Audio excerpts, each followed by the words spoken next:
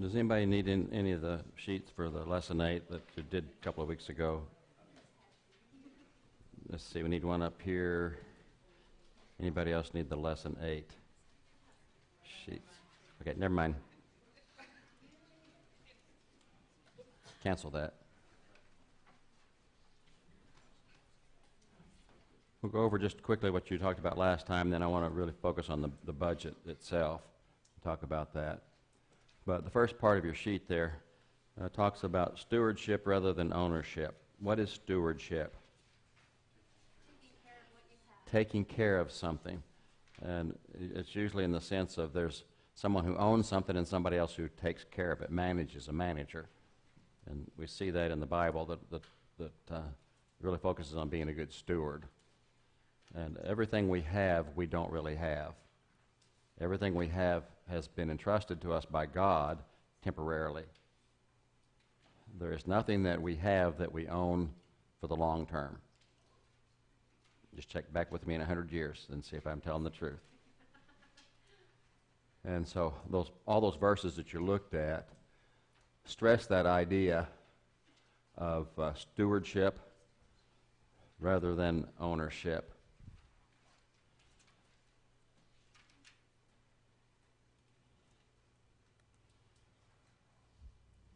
And then the bottom half of your sheet deals with savings rather than credit.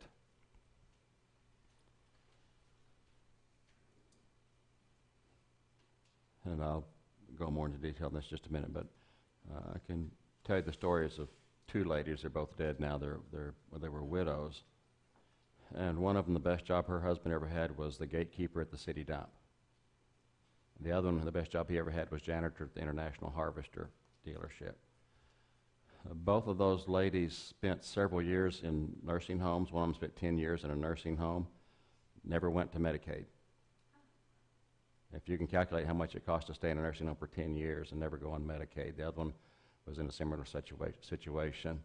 Combined, they were probably worth $750,000 when they died on that kind of income. And it's because of that. One of them, when they got married, they bought 3 lots and moved in a chicken coop and lived in there for like 65 years or so. The only loan they ever took out was to dig the basement under that chicken coop. They added a bedroom onto the back. She would use a sheet until it was worn in the middle, cut it down the half, and sew it back together the other way. And when that wore out, she would make pillowcases. And when that wore out, she would make handkerchiefs. And when that wore out, she'd make cleaning cloths. And these are people who understood that fact, that we need to operate off of savings rather than credit. When we moved to Italy, credit cards were non-existent, and checks were reserved for large transactions.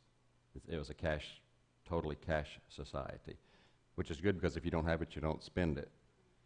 When we married, Amy's mother gave us a leather folder with 2 holes and a kind of a string, and envelopes that had holes in them to go inside. And what we did was we budgeted our money and put different categories on those envelopes and put the money in those envelopes, and that's what we operated out of. Today, when you can put it on PayPal or charge it to a credit card or whatever you do, it's easy to get behind.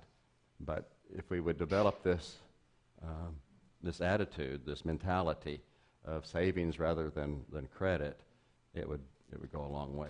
One of the problems that happened in Italy was customarily parents would provide a house for their children. When they got married, they'd give them a house.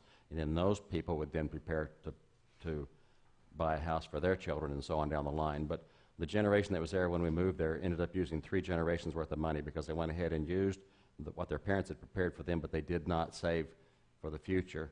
And so they used up their parents, theirs, and their children's because they were switching from a cash culture to a credit culture. And it's not a good idea.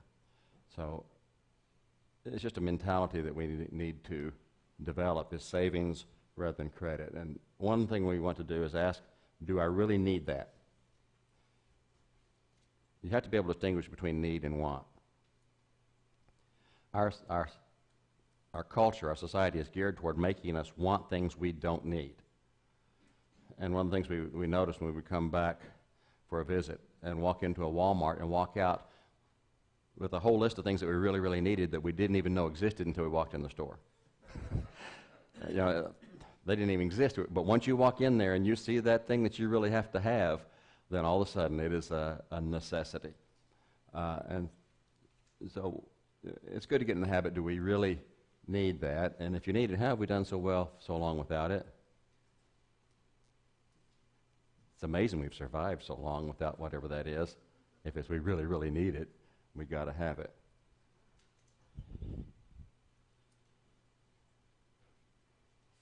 One thing I will point out is the importance of insurance. One of the ways that these ladies were able to spend so much time in nursing homes and not go to Medicaid is they had purchased long care insurance, which is very difficult to get anymore because it's getting so expensive, and there aren't many companies that offer it anymore. But if you're still young enough, when my mother was 80-something, she said, I think we should get some of that long care insurance. And by then, the premiums are so high that there's no way anybody could afford it. But if you're young and it's still available, that's not a bad idea. But if you don't have good insurance, you can get into real big trouble real fast.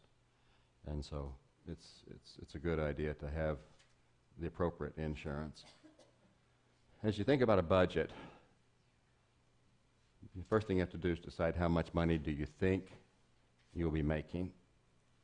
And you should be able to calculate that pretty well. And then the second question you ask yourself is, how am I going to spend it? There's a basic rule of thumb in budgeting and spending, and it is God first, pay yourself second, and then pay your bills.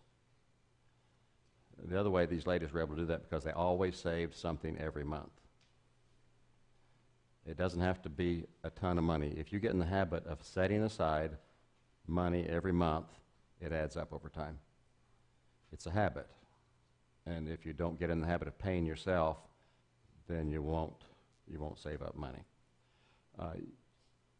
And you won't accomplish any of these things if you don't set a budget. If you just spend and don't really know what you're spending, then you're going to spend it all and then some, probably. This is a website that Dave told me about that if you want to get an app, if you'd like to do this electronically, has an app that lets you put in numbers and it prepares your budget for you. And so if you like the electronic avenue on your phone, then that looked like a good source for that. But what I'd like to do is just take a look at this budget and talk about it, and then in our discussion groups, if you'll take a look at it again and see, there might be things that need to be added to this that maybe I left off. There may be things on here that you think aren't that important. But you notice that you write for the month of whatever, and whatever your net income is after taxes and Social Security, whatever you actually take home, that's what you have to work with. And in the first column, you put down how much you plan to use, and in the second column, it's how much you did use, and then there's a difference, plus or minus. And so after a few months, you can tell whether you're being realistic or not, whether you're too high, too low, or just about right. And the first thing on there is your contribution. If you have trouble with that, go to the book of Malachi in the Old Testament and read it, or go to 2 Corinthians chapter 9 and read that. But Malachi is a good place to start. Does it have to be 10%? No. No, that's a traditional. That's from the Old Testament practice of tithing, Right. and that's just a suggested figure. You know, whoever made this thing originally was operating off of that tithe idea, but no, I mean it might be more, it might be less, but go read those chapters. Read 2 Corinthians chapter 9 and the last book of the Old Testament, Malachi, before you make that decision. And so you write down how much that would be. You already have your net income up there, and so you write down how much that would be, and then hopefully the amount that you due is the same as you allocated, like an alligator, or allocated. And then there are going to be some fixed expenses, other taxes besides your income tax, property taxes, car tags, other things. There's going to be Social Security that's taken out of that, unless you took it out up above. For some of you, there'll be some professional dues that you have to pay that are related, other expenses related to your profession. And there's also room for other. And so you add up the amount that you have allocated there for your fixed expenses. You really don't have much control over that. I mean, you get the I saw a cartoon one time that said it had the Grim Reaper in a coffin, and the guy said, "I really hoped taxes would go first, because only two things are certain: death and taxes, and death went first." And so, if one of those is going to go, it's probably death, and you'll still be paying taxes. And then you notice that savings is suggested to be 10% of your working income, and that's going to vary too, depending on how much you have to spend. But there's a reason why that's at the top before your living expenses, is because you need to pay yourself first. And then it suggests maybe 70% of your working income will be living expenses. You'll have your rent or your mortgage. You will have your utility bills.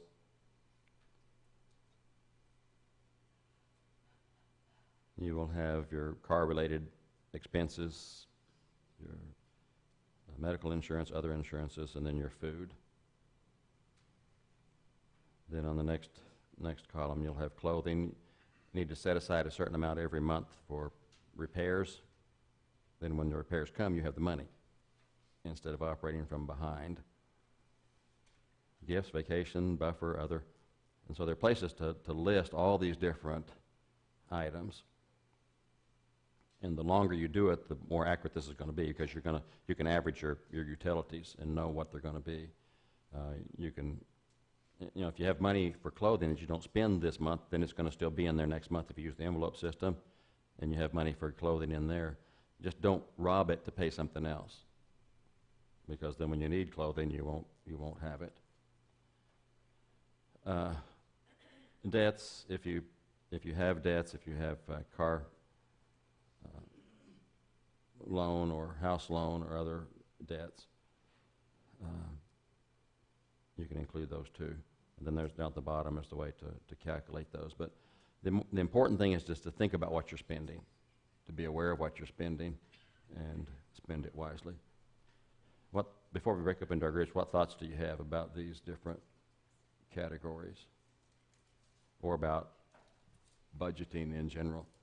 I think the envelope thing is something that Dave Ramsey recommends, is that dividing it up into envelopes. And that's, it may seem a little bit weird to just get cash and put it in envelopes, but it's a good way to see what you're spending. The bad thing about a credit card or PayPal is you just never see the money. You don't ever touch it. And if you're operating out of an envelope and you spend money, then you feel it. If you just click a button, not very painful. What other thoughts do you have about the items on here, or about budgeting? Finance is one of the top causes for divorce. And it was like number 2, first or second, I think it's number 2, cause for divorce is finances. And so it's something that we really need to get a handle on. It may seem kind of benign, but it's not. And a lot of arguments, a lot of splits take place over finances that could be resolved could be eliminated ahead of time if you just sit down and decide how much you're going to make and how you're going to spend it. Thoughts? Okay, in our groups then, look at this list and see what things you would add to it, see how you would change it, what things you would take away from it. And then I think maybe the last 2 questions on your discussion sheet, maybe you didn't get to, had to do with finances. And what were they? How do you, I think you did, it depends on your group, I guess. What can help us making a budget? and what can help hinder us from making a budget. And those are things you can talk about in your group too. How can we be helped to make a budget, and why don't we make a budget? Do all of us have a budget? Why not? Okay, thank you.